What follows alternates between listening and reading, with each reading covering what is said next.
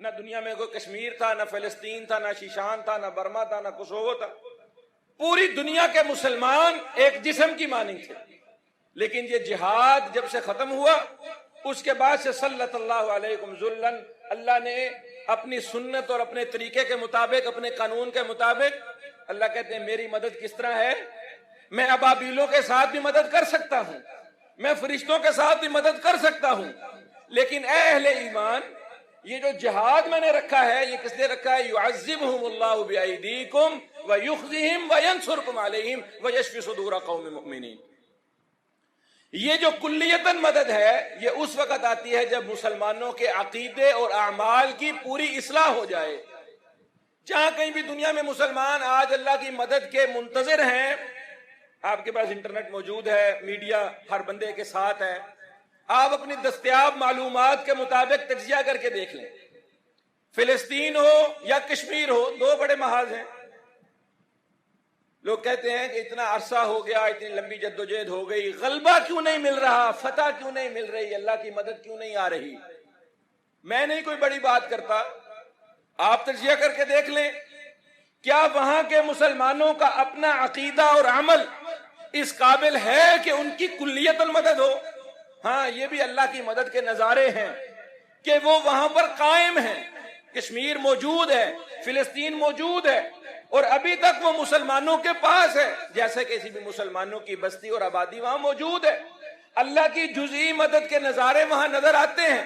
کچھ نہ کچھ مجاہدین فلسطین میں بھی موجود ہیں اور مجاہدین کشمیر میں بھی موجود ہیں.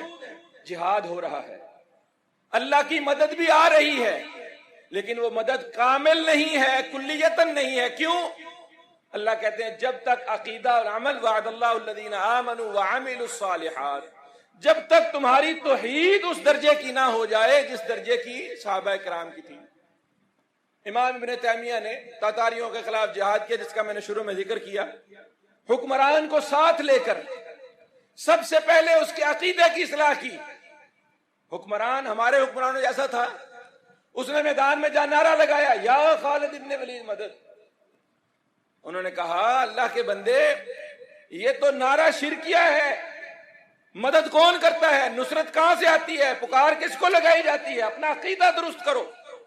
عقیدے درست ہوئے، تاتاریوں کا فتنہ ختم ہوا، دنیا سے تاتاریوں کا نام و نشان مٹ گیا، اور جہاد صحیح منہج کے اوپر ہوا، صحیح طریقے پر ہوا.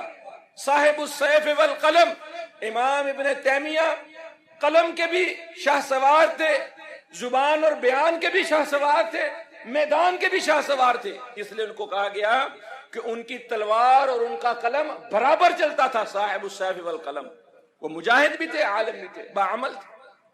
عقیدے درست ہوئے لوگوں.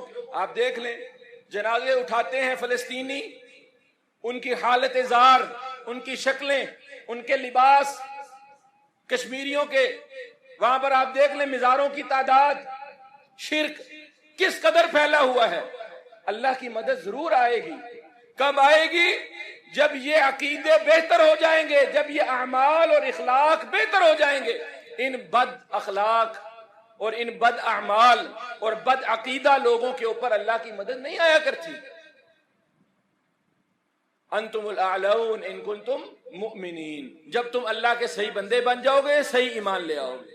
اور پھر میرے بھائی یہ بات یاد رکھیے، نصرت اللہ کی، مدد اللہ کی نہ آنے کے اسباب، ان میں بہت بڑی بات کیا ہے؟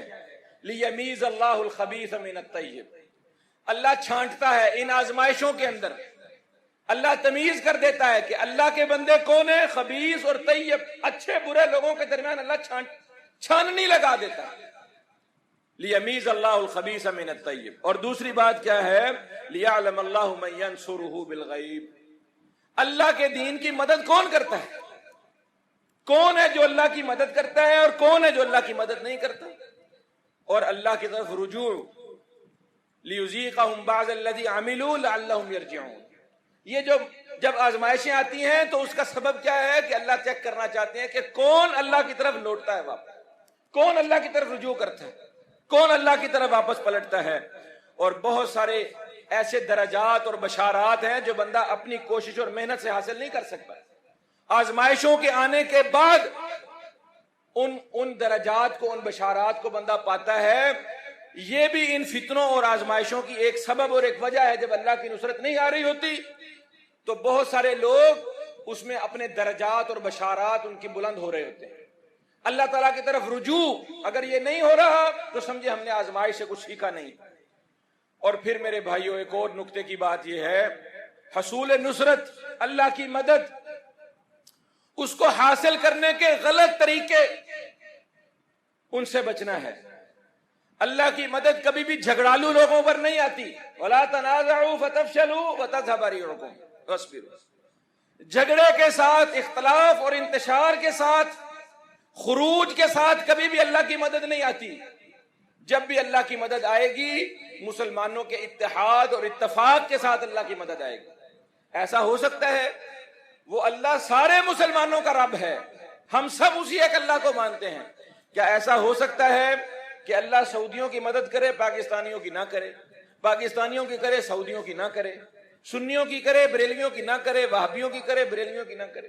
ایسا ہو سکتا ہے؟ وہ اللہ جب بھی مدد کرے گا مسلمانوں کی مدد کرے گا. وہ اللہ کسی ایک فرقے کا، کسی ایک طبقے، کسی ایک قبیلے، قوم، علاقے کا اللہ رب نہیں ہے.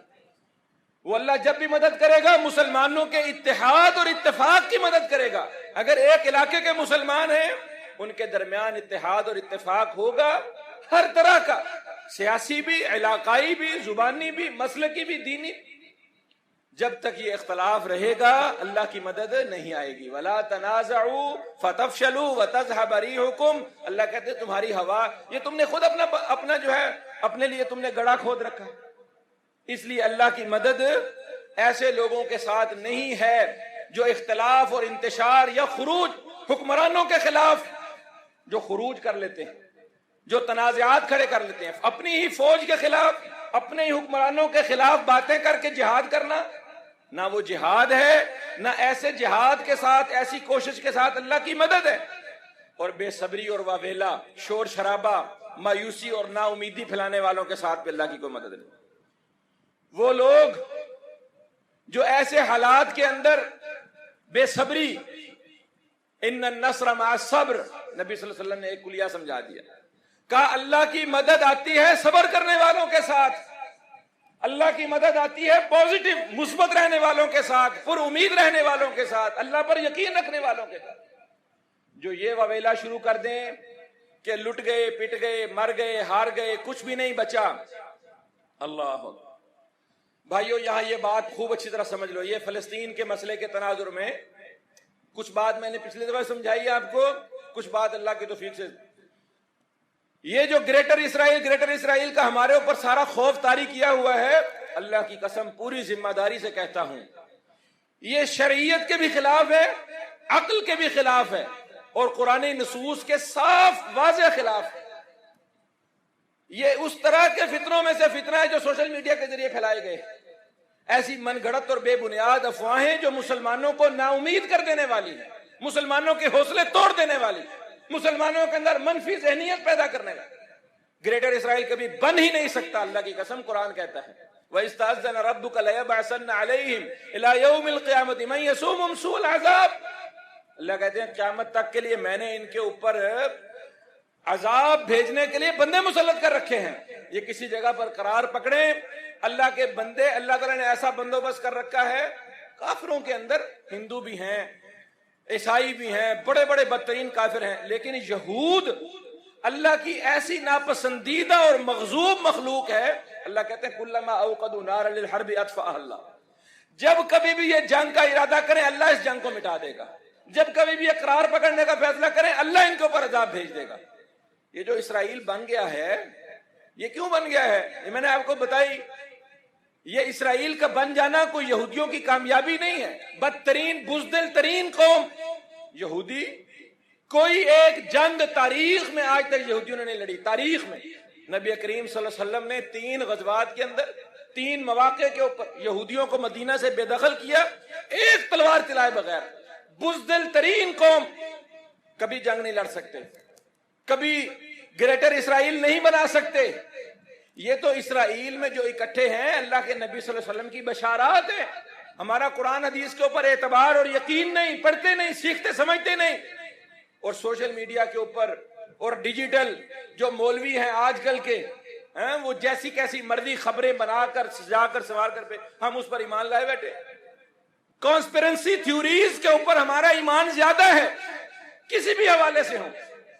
واللہ اتنا دل کڑتا ہے، میرا تو دل کر رہا تھا کہ ایک موضوع جو ہے خطبے کا پورا اس بات کے اوپر جو ہے وہ لگایا جائے کہ یہ بات ہر بچے بڑے کے ذہن میں ڈالی جائے کہ آپ کو جو آج گمراہ کیا جا رہا ہے وہ اس سوشل میڈیا کی کانسپیرنسی تھیوریز کے ذریعے۔ بڑے بڑے ذمہ دار لوگ ہیں، بڑے بڑے ذمہ دار نام ہیں، اور میں نام لے لیتا ہوں تاکہ آپ کو تھوڑی سی توجہ ہو جائے کہ یہ کیسے لوگ ہیں۔ حقیقت ٹی وی جیسے لوگ ہیں، ڈاکٹر ہیں بڑے بڑے، اب کچھ نام شاید آپ کو برے بھی لگ جائیں، آپ کو لگے کہ آپ نے ایسے سے بڑے لوگوں پر، لیکن حقیقت بات یہ ہے کہ انہوں نے من گھڑت باتیں اپنی طرف سے بنا، بریکنگ نیوز کے نام پر، سنسنی پھیلانے کے نام پر، لوگوں کے اپنی ریٹنگ بٹورنے کے لیے، اپنے لائک سبسکرائبر، اپنے شیئر بڑھانے کے لیے اس طرح کی باتیں کرتے ہیں، اور لوگ اس کے پیچھے چل پڑتے ہیں۔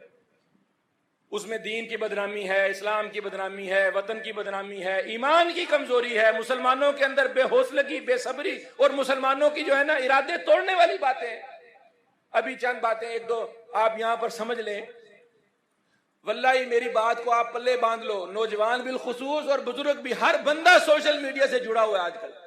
کسی خبر کے اوپر، سوشل میڈیا کی کسی خبر کے اوپر ریاکشن نہ دیا کرو بھائی، بڑی تباہی ہو جاتی ہے، بہت نقصان ہو جاتا ہے۔ یہ مفتی تقی لاہوری والا واقعہ آپ نے دیکھا، وہ سونیا مسیح والی بات آپ نے دیکھی، یہ ہمارے آج کل کے دنوں کی باتیں۔ ایک خاتون کا، ایک بچی کا، اس کا سر آدھا مونڈا ہوا، اس کی تصویر لگا کر ٹویٹر کے اوپر ٹاپ ٹرینڈ پہ آ گیا۔ سونیا مسیح، جسٹس فار سونیا مسیح ہیش ٹیگ چل رہا ہے۔ تحقیق کری، پتا چلا اب یہ کیا مسئلہ ہے۔ خبر یہ ہے کہ بھئی ایک بچی کو جو عیسائی تھی، اس کو مسلمانوں نے اسلام قبول کرنے پر مجبور کیا، اس نے اسلام قبول نہیں کیا، اس کے ساتھ ریپ کر دیا گیا، اس کے ساتھ ظلم کیا گیا، اس کے سر موڑ دیا گیا، مارا گیا پیٹا۔ کہاں ہوا یہ واقعہ؟ جی فیصل آباد صدر کے علاقے میں۔ تھانے میں رابطہ ہوا، ایس ایس پی نے کہا یہاں کوئی خبر ہی نہیں جی یہ سکھر میں ہوا۔ سکھر رابطہ کیا، انہوں نے کہا جی سکھر میں تو ایسا کچھ نہیں ہوا۔ ایجنسیز متحرک ہوئی، لوگوں نے اس خبر کا سراغ لگایا، پتا چلا بھئی یہ تو ہندوؤں کے علاقے میں کسی مندر کے اوپر، جیسے وہ کسی عورت کو مقرر کر دیتے ہیں مندر کی خدمت کے لیے، تو یہ کوئی ہندو عورت ہے، آدھا سر اس نے مونڈا ہے اپنے مذہب، اپنے دین کے مطابق، اور اس خبر کو چلانے والا کوئی آسٹریا میں بیٹھا ہوا عیسائی ہے جو پہلے پاکستان میں رہتا تھا، پاکستان کا نام بدنام کرنے کے لیے وہ اس طرح کی خبریں چلاتا رہتا ہے۔ خبر چلی مین سٹریم میڈیا تک کہ بھئی دیکھو پاکستان کے اندر جو ہے نا اقلیتوں کے ساتھ کیا حال ہو رہا ہے، اور خبر کی حقیقت کیا ہے؟ بالکل بے بنیاد اور من گھڑت۔ اسی طرح ایک شخص، اس نے داڑھی رکھی ہوئی ہے، وہ کہیں کسی اسی طرح کے یورپی ملک میں رہتا ہے، کاروباری آدمی ہے، بزنس کرتا ہے، عید کے دن اس نے اپنی بیوی کے ساتھ کوئی ویڈیو ٹک ٹاک کی بنا دی۔ اب وہ اس کی ویڈیو کو لے کر کسی نے کہا جی یہ تو مفتی تقی لاہوری صاحب ہے، فرضی نام کے ساتھ، نہ وہ مفتی ہے، نہ اس کا نام تقی ہے، نہ وہ لاہوری ہے، نہ اس کا کسی مدرسے سے، مولویوں سے کوئی تعلق ہے۔ دیکھو جی یہ مفتی صاحب کتنی بے حیائی، بے غیرتی پھیلا رہا ہے، جھوٹ، بالکل من گھڑت۔ اسی طرح میرے بھائیوں یہ کانسپیرنسی تھیوریز، یہ کووڈ کے بارے میں، کرونا کے بارے میں آپ کے دماغ پک گئے ہوں گے واللہ، جیسے میرا دماغ پکا پڑا ہے۔ 2 سال میں لوگ مر جائیں گے، جنہوں نے کرونا لگوا لیا ہے ویکسین، وہ 2 سال میں مر جائیں گے۔ اور جی کوئی کہہ رہا ہے جی فلاں نے اس طرح کا، وہ کوئی کہتا ہے جی یہاں پر دیکھو جس نے ویکسین لگوائی ہے اس کو میگنیٹ چپک رہا ہے، اور کوئی ہر بندہ ایسی کانسپیرنسی تھیوریز لے کے پھر رہا ہے اور دوسروں کا دماغ خراب کر رکھا ہے۔ اسی طرح ایک گریٹر اسرائیل کی تھیوری ہے۔ واللہ قرآن پڑھو، قرآن مغضوب علیہ، بدترین، اللہ کی ناپسندیدہ ترین، ذلیل ترین، بزدل ترین قوم، نہ کبھی یہ خود جنگ کریں گے، نہ کبھی یہ جنگ میں کامیاب ہوں گے۔ نصرت کی بات ہو رہی ہے نا، نصرت صرف مومنین کے لیے خاص ہے، یہود کے ساتھ تو کبھی بھی نصرت نہیں ہے۔ یہود کو تو اللہ نے خود کہا ہے کہ ان کے اوپر ہمیشہ ذلت اور مسکنت، اور ان کے اوپر اللہ کا غضب ہے ہر وقت۔ یہ تو جو اکٹھے ہو گئے ہیں اسرائیل میں، یہ تو اس لیے اللہ نے اکٹھے کر دیے، قیامت کے قریب نبی صلی اللہ علیہ وسلم نے اللہ تعالیٰ پوری دنیا کے یہودیوں کو ایک جگہ پر اکٹھا کر دے گا تاکہ تم مومنوں کو، مسلمانوں کو قتل کرنے میں آسانی ہو جائے۔ یہ تو ان کی مقتل ہے، ان کی قتل گاہ ہے۔ تو اللہ تعالیٰ نے یہودیوں کے رسوائی کے لیے یہ علاقہ جو ہے نا وہ مختص کیا ہے. یہاں پر دجال کا قتل ہونا ہے, یہاں پر جنگیں ہونی ہیں, یہاں پر عیسیٰ علیہ السلام کا نزول ہونا ہے, امام مہدی کی فوجوں نے یہاں پر جنگیں لڑنی ہیں. تو اصل بھائیوں بات کیا ہے, اللہ کی مدد اور نصرت کے لیے غلط راستے اختیار نہیں کرنے, انتشار, خروج اور آپس میں تنازع اور تفرقے والی چیزیں نہیں.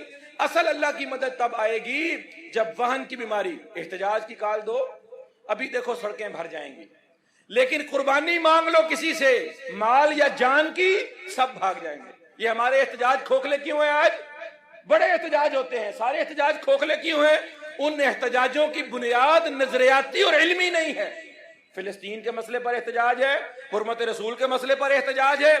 احتجاج کرنے والے 99% لوگوں سے پوچھو قضیہ کیا ہے فلسطین کا, فلسطین کے اوپر مسلمانوں کا دعویٰ کیا ہے, ہم پاکستانی فلسطین کی بات کیوں کرتے ہیں, یہودیوں کا فلسطین سے جھگڑا کیا؟ 99% لوگوں کو پتہ ہی نہیں. حرمت رسول کا مسئلہ آ جائے, اتنے سارے لوگ مارنے مرانے کے لیے نکل آئیں گے, گالیاں دیں گے, نعرے لگائیں گے. علمی طور پر ان کو پوچھو حرمت رسول ہوتی کیا ہے, رسول اللہ صلی اللہ علیہ وسلم کے حقوق کیا ہیں, آپ کی سیرت کیا ہے, اپنی شکل دیکھو, اپنی حرکتیں دیکھو, اپنے قوانین اور نظام دیکھو, لیکن احتجاج کو نکل آئیں گے. میرے بھائیوں, احتجاجوں کے ساتھ اللہ کی نصرت اور مدد نہیں ہوتی.